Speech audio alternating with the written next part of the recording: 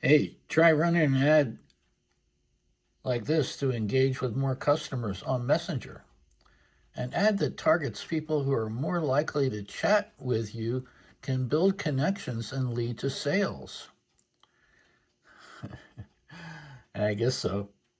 Hey, welcome back to Travels with Carl, man. It's been it's a couple days late. It's been a minute since I last spoke to you. It's coming to you live on Monday, and I apologize for that. I have never in my life done a project that, from the onset, from the inception of that was 1 year long. Now, I may have been involved in things that took over a year to come to fruition or whatever, but I never intentionally set out to make a piece of artwork that would take, let's see, um, 46, 46 years. 46 years of my life and compress it into 1 year. And it would take 1 year to make the 52 episodes that are going to complete this project, Travels with Carl. Now, if you haven't watched me before, or if you're not up to speed on this channel, Travels with Carl I'm in Carl now. Carl is my 31-foot long Alumilite motorhome, packing a Chevy 454 motor. He's a beast. He was born in 1991, and me and Carl have only been together for a couple years now. But I lived in Carl for a year while I saved up money to buy my house. And my house is like right over the hill there. It's in the same complex. And Carl has his own little gated community over here with a fence, and everything. Makes him feel special. But I lived in Carl for a year and saved up money to buy my little house, which I did, and that's a whole nother story. But Travels with Carl is about me and Carl, obviously, and about travel. Okay, I would be lying if I said it wasn't about all three of those things. It's mostly about me, though. And it's about my life as an artist, which was a decision that I made, at about the age of 6 or 7. I knew what it was to become a real artist, and my family exposed me to lots of great art, and I never could give it up. It's the one through line through my whole life. Okay, it's Philadelphia College of Art, California College of Arts and Crafts in Oakland, Pacific Northwest College of Art in Portland, Oregon. Okay, so I got a BFA, and then I went on and got an MFA. I just went back a couple of years ago, in fact, and got my MFA. I had started it twice. And like I said, if you've been following along, you've got those two facts already, because we're on episode 33 today. So I realized one day, like, the ridiculous number of jobs that I've had in my life, because I'll meet people that have had one job for 30 some years, and I'll just be like, how is that humanly possible? I think 2 or 3 years is my record.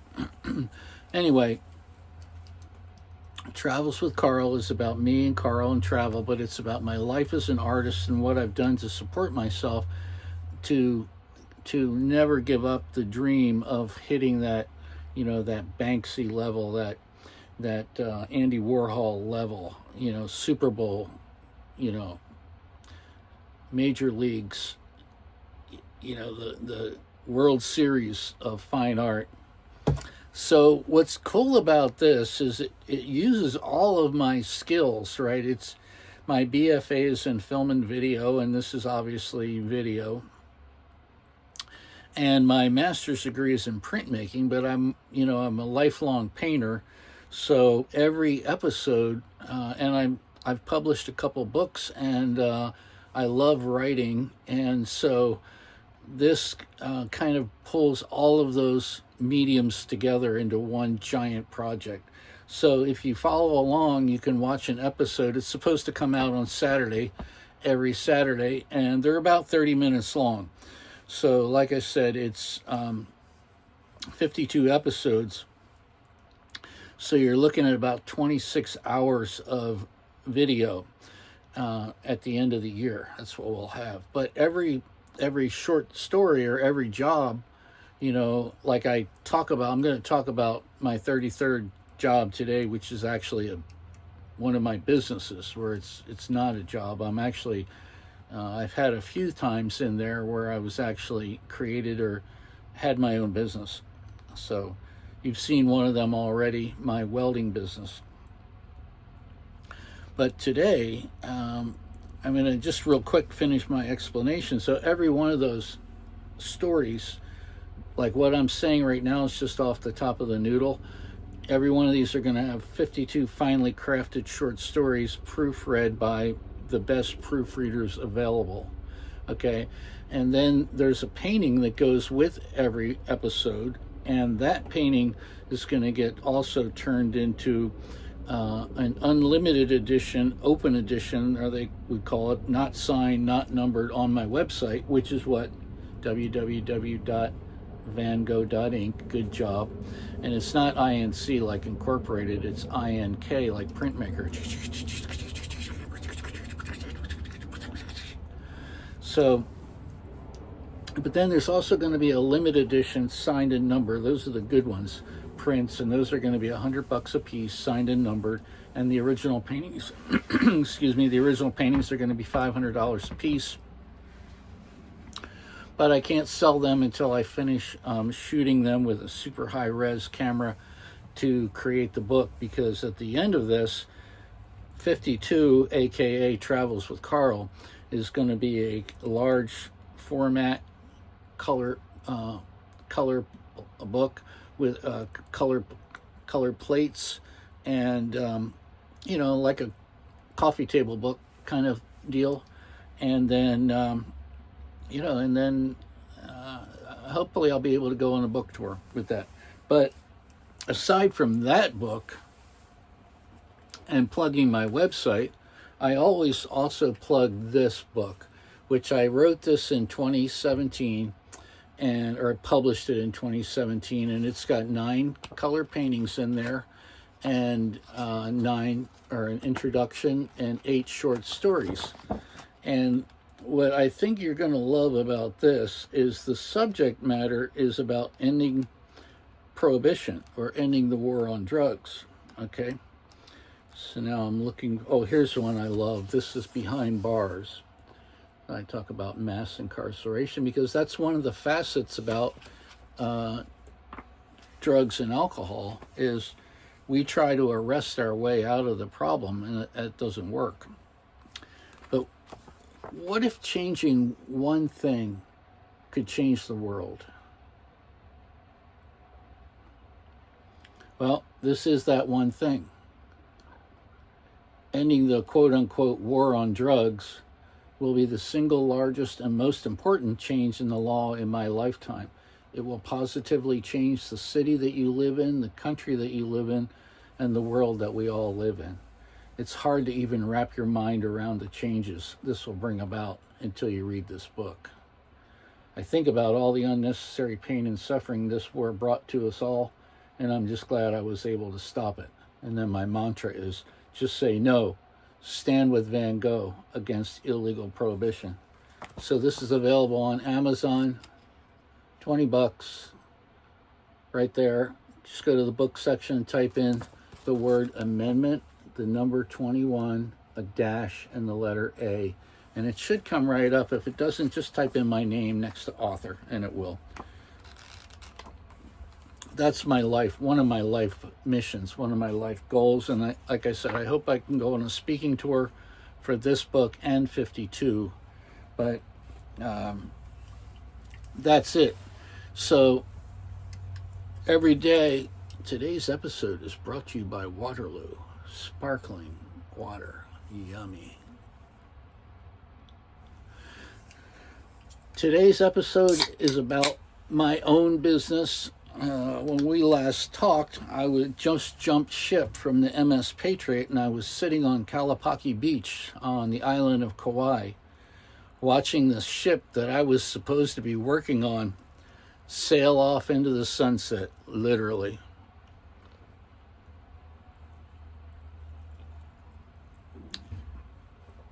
That's a tasty beverage.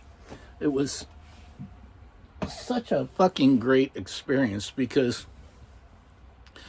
you know, we all use the term watching something sail off into the sunset, but we don't always actually get to literally watch that. And I just watched the ship and all the crew that I just worked with just sail off into the sunset. They were headed back.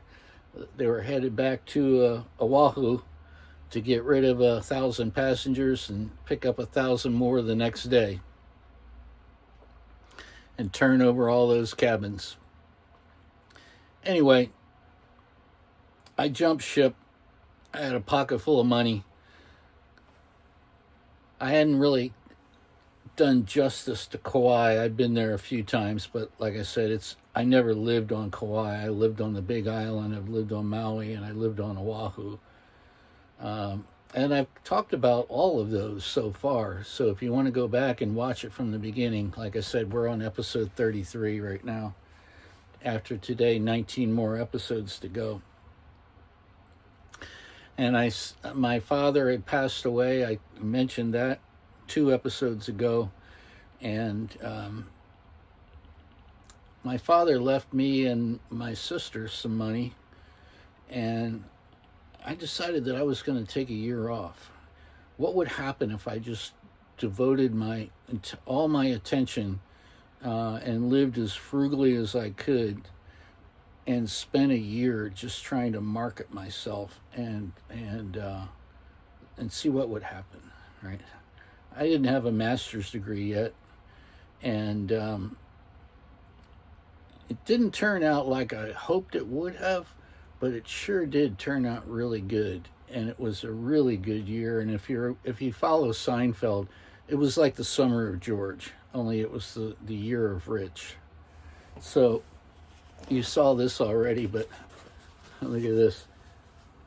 I'm going to do a painting of this. This is actually a AI generated ad, which I never published this ad, but Facebook lifted one of my photographs from a completely different project and thought it would make a good commercial for me and sent it to me. And this is how your ad will look to other people, but only you can see this preview.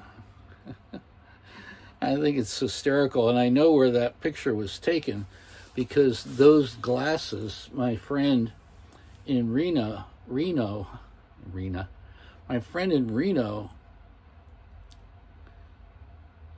gave me 2 pairs of sunglasses, and I lost both of them. They were really good sunglasses too. They were really nice, and both of them fit me really good. This wasn't my favorite pair, but it was my second favorite pair. So, I have to say thank you, Natasha. Sorry I lost your glasses. I really liked them, but you know that, and you know I wore them every day until I lost them. But I have that kind of a life, I lose shit. Anyway, this is going to be the next painting, and it's going to be a Van Gogh original because there aren't that many self-portraits in my portfolio. So I'm going to knock this one off. And there's a couple this is in my apartment up in Portland when I went up to get my master's degree. So, yeah, so where are we? That's, I haven't even talked to you about my school yet, but that's coming up down the road. But so there I am. I hike, spend a couple days there. I got a really nice hotel for a couple nights. Hiked down into Waimea Canyon and kicked around and had some great Simon and enjoyed Kalapaki Beach. I'll tell you what, maybe one of my favorite beaches for sunset in the world. Just spectacular on the island of Kauai. I watched my ship sail away, and then a couple days later, I went back to Oahu, and I decided that what I was going to do is I was going to keep my apartment or get an apartment on Oahu again, and get a place on Maui, and then split my time between Oahu and Maui, because you may know this about Maui, but it's one of the top 5, or it was back then, one of the top 5 art selling places in the world. Now, talking about the Super Bowl of fine art, Hawaii's not known for selling famous art. It's known for selling marine art and beachy, touristy kind of art. But Hawaii doesn't really hold any kind of a significant place in American art history. I'm sorry, I just have to be brutally honest, because it's one thing about me. I'm honest, man. I try to be anyway. So, but my art's kind of touristy anyway, and I love tourism, and I love being a tourist, and I love living in touristy places, and it's a really good place for me to sell my art, because it's kind of cartoonish, somewhere between Edward Hopper and my main man. And see, now this is live, right? I'm drawing a blank on one of my favorite cartoonists, because the harder I try to think of it now, the further it's going to get away from my mind. But I love Gary Larson. There we go. My art is somewhere between Edward Hopper and Gary Larson, if I can say so. If I can compliment myself to that level. But what I did was I would spend some time on Oahu, fly over to Maui, spend some time on Maui. I had a little room. I shared a house. I rented a room from a couple that had a house over in Haiku. If you've ever been to Haiku, it's on the windward side of the island. It's not in Lahaina town, but I couldn't find a place I could afford in Lahaina at this time. And like I said, I could easily drive over to Lahaina and do what I needed to do over there, because I was hoping to get into a big gallery over there. But something about Oahu, there's also galleries on Oahu, much less touristy, but like real galleries. And they do have a really good art museum on Maui, or on Oahu. But anyway, I pursued that for a year, and one good thing was I was able to reconnect with a lot of people on Oahu that, I felt bad about leaving when because I said I got sober there. I felt bad about leaving, but I couldn't turn this cruise ship idea down, even though it turned out to be a slave ship. It was a really good idea. Well, I'll tell you now that we're past that, and I can tell you what's about to happen to me,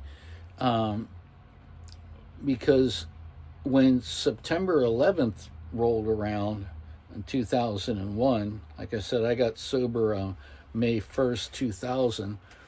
By the time September 11th rolled around, I was involved. I was doing my thing there, going back and forth between Oahu and Maui, and it was like an atomic bomb had gone off in Hawaii, because I got stuck on Maui and I couldn't get a flight back for 3 or 4 days. I was on Maui when it happened, and my friends that I was renting an apartment or renting a room from knocked on my door and woke me up and said, "Hey, you might want to come out and watch this." And they were sitting in the living room like in the middle of the night. It was like 3 o'clock in the morning or whatever. And they were just replaying the scenes of the planes flying into the trade towers. And it like didn't seem real at all. And like I've often said, when you live in Hawaii, there's a lot of things that are happening on the mainland that don't seem real at all. Like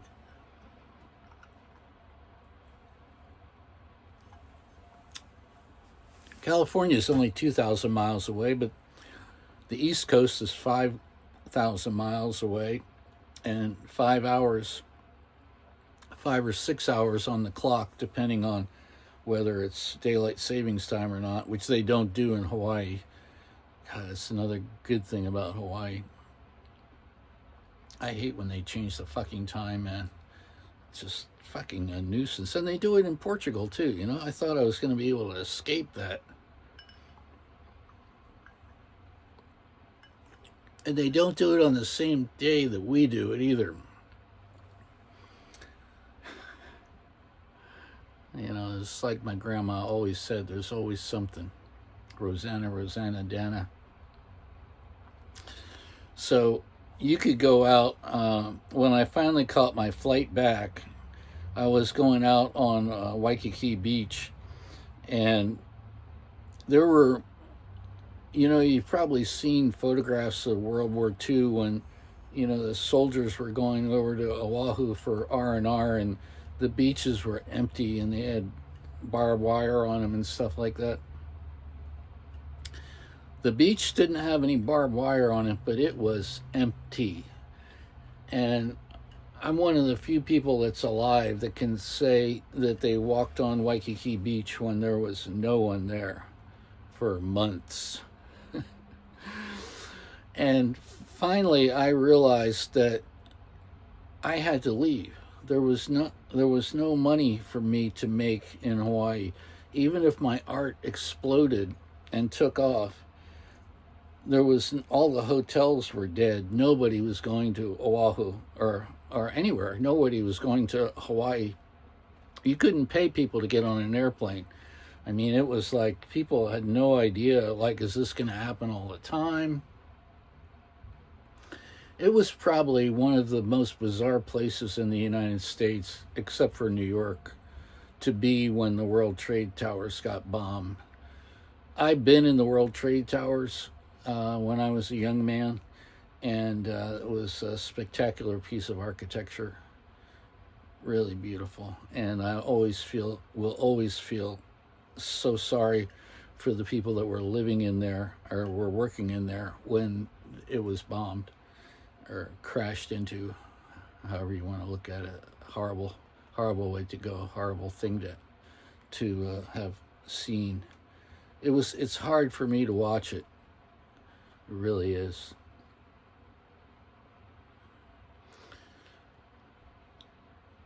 We're at 22 minutes right now.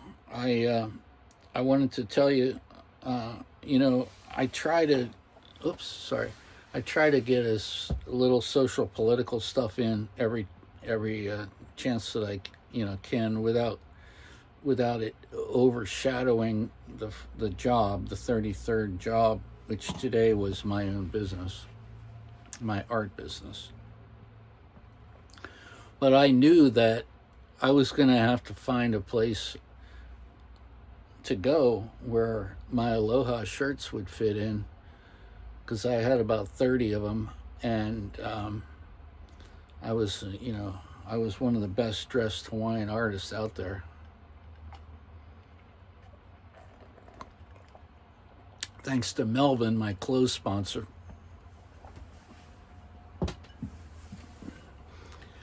I decided I would go to Key West. And I won't tell you about that yet because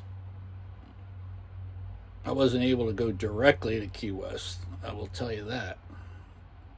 But that's as far as I'm going today. I'll just tell you that, yep, cashed in my chips again, and it was time to move on.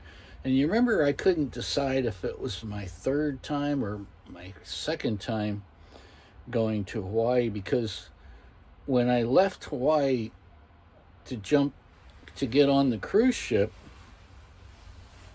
that was the third time I had moved to Hawaii, but I left and came back on a cruise ship. and lived on the ship until I jumped ship. So I kept thinking, well, does that count as a fourth time? And I guess I'm going to have to say it does. So I really moved to Hawaii 4 times because I didn't expect to have such a short stay on the cruise ship, because I thought it was going to be really good money and really fun and free food. And I love the idea of 14 weeks on and 7 weeks off. Now those are long weeks because you're working every day. Okay, no days off. In fact, the day when you wish you had a day off, you maybe have a couple hours to run ashore and get some supplies and stuff for your next week cruising. Like I said, you didn't have to worry about anything because the ship provided you with room and board and all your toiletries and anything that would really be a necessity. But people like to jump off and grab some snacks and things and magazines and or something else to read, or some people got off to buy dope or drugs, of course. But I was sober, so I wasn't one of them. But I know people did do that. And anyway, so I guess I actually moved to. Oh shit! I just spilled my beverage. Sorry, Carl. It's only water. One of my things I love about Carl, he's a camper, man. You spill something in here, it's no fucking big deal.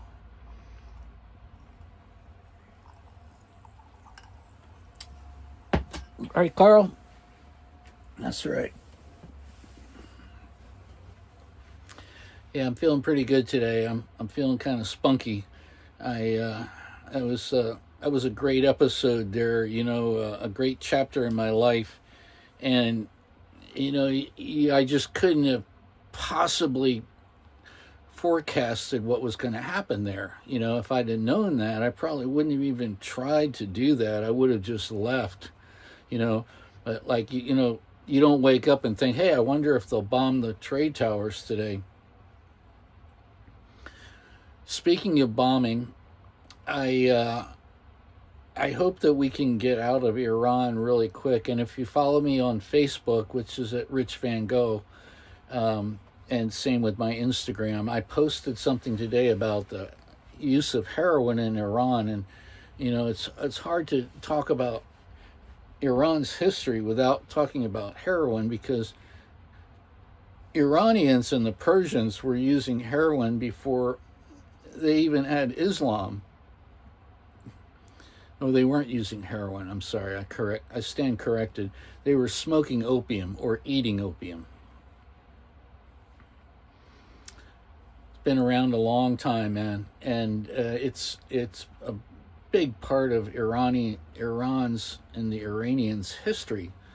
And they tried everything from executing people, imprisoning people, and then they tried the gold standard of showing compassion and having rehabilitation. They've tried all of it, and in fact they've tried a lot of it simultaneously.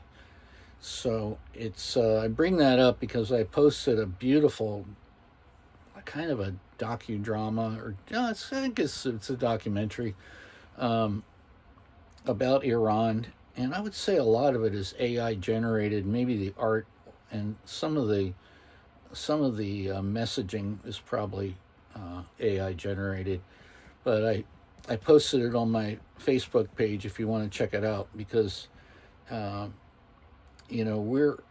we are creating more war crimes and ruin our relationship with almost every country on earth, especially our allies, and now we've unnecessarily upset the entire Middle East, and of course, unfortunately, really badly damaged Iran and killed a lot of innocent Iranians and U.S. soldiers as well. So, but I'm all for us getting out of there immediately, and I'm all for legalizing everything. All drugs must be legalized. You'll see, if you read my book, you'll understand what I'm talking about. So get ready for episode 34. I'm going to try and bring it to you on time on Saturday. And you ready? Let's ride.